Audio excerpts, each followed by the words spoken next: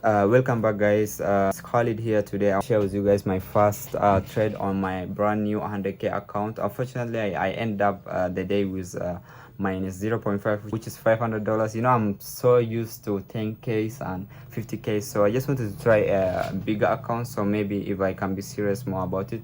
Because what I realized is recently it's not all about my strategy. So from my journaling, what I realized is my strategy was pretty good, so everything was so amazing. The only problem was from my psychology, and whenever I take one losing trade, I ended up trading more and more and more. And I think that's because of the capital. I'm so used to 10k and 50k. So recently I had a 50k account which I ended up losing after a very long time. So I was been trading that account for almost like 2 months, and after passing phase one, and then I almost passed the phase two, and I was so close. I was so close to passing the phase two, and because of some psychology problem, and I don't say it's a psychology problem, but it's part of trade. It's a part of trading, where every trader faces every time. So because of when you're very close to passing a challenge, you feel as if every trade is going to hit TP. So I had like 4 trades in a row, like hitting TP 1 to 3, 1 to 4. So I think I was like down around 5-6%. So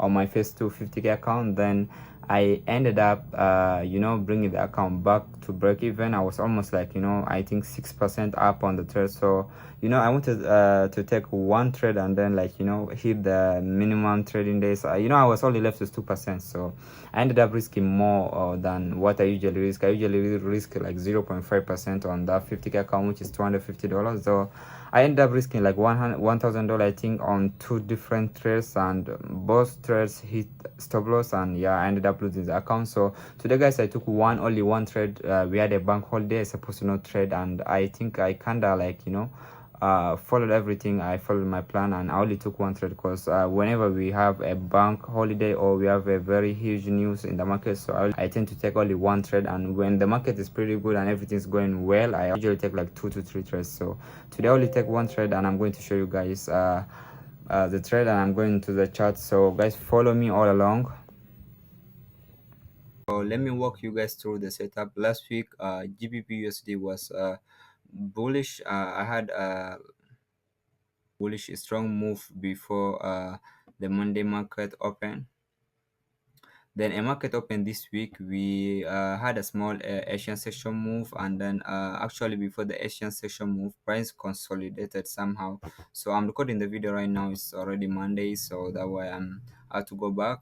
Here, as you guys can see, price consolidated for a little bit of time. Then in the Asian section, as you guys can see, we had a little bit of movement, not a really huge movement, as you guys can see here. So what really happened is today was actually a bank holiday, and normally I don't want to trade those days, but price tap into a supply, as you guys can see here, for around 2 a.m. in the morning, New York time, and then it gave me a clean reaction. And as you guys can see, like in the 1 minute time frame, wait, let me show you guys. So my network is a little bit weak, so it takes time to reload the charts, and yeah.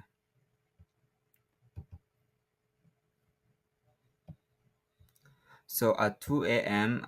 New York time in the morning, price gave me a clean reaction from this supply level, as you guys can see here.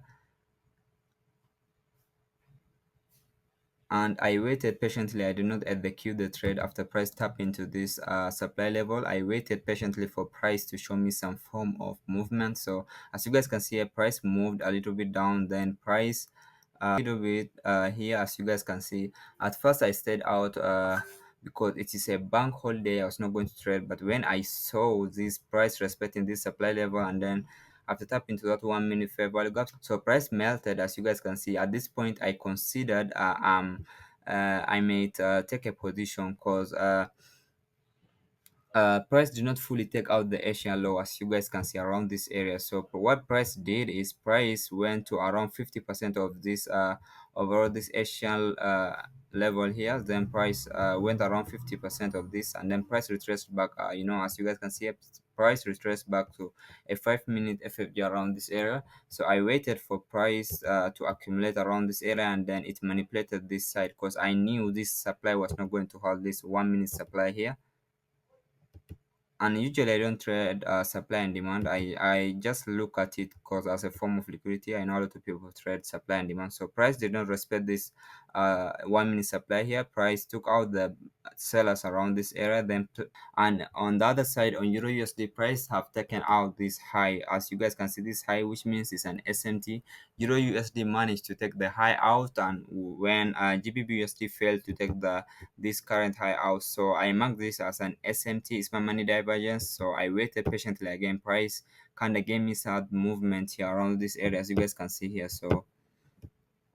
So around this area, guys, this is where I used as a confluence. So price moved down a little bit here, then change of character here, as you guys see this 1 minute change of character, then price retraced back to this 1 minute fair value gap. I was like, all right, this is an A plus setup, and yeah, I took an entry following my plan, as you guys can see around this area. So price retraced back to this 1 minute bearish fair value gap, and I executed around this area. And then after that, price showed me some profit, but then it reversed and it stopped me out. One mistake I realized is that I compared Euro USD to GBP USD. Usually they move together, but today was different. GBP USD consolidated, and a little bit consolidation, as you guys can see here, which lasted for almost like 2-3 hours, I guess. And price pushed slightly up, as you guys can see around this area. And while Euro USD was dropping, GBP USD moved slightly up, and price stalled me out. So I think I followed all my plan, and I don't regret what I did. So I learned from the mistake. So I learned a lot of things. So I think next time I'm not going to trade whenever we have a US bank holiday. So this is all about it, guys. As you guys can see, I got stopped out and I did not take any other trade. So this is the first trade I took on my 100k account, and I'll be documenting everything, guys. So yeah, end result, I'm down 500 on this 100k account.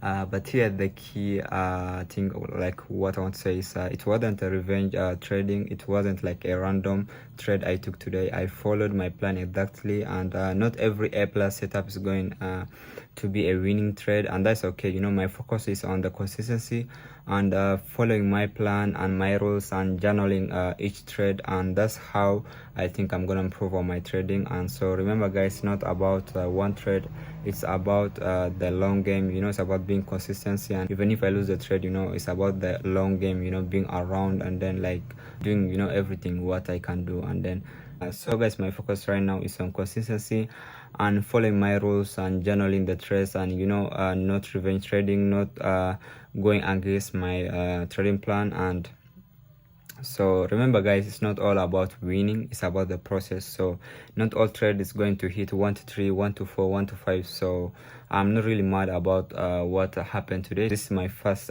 trade on my 100k account, and this like for the first time me buying a 100k account, guys. Thanks for watching, guys. So I'll be sharing my journey with you guys all on this YouTube channel. So don't forget to like, subscribe, and follow along. So guys, I'll catch you in the next video.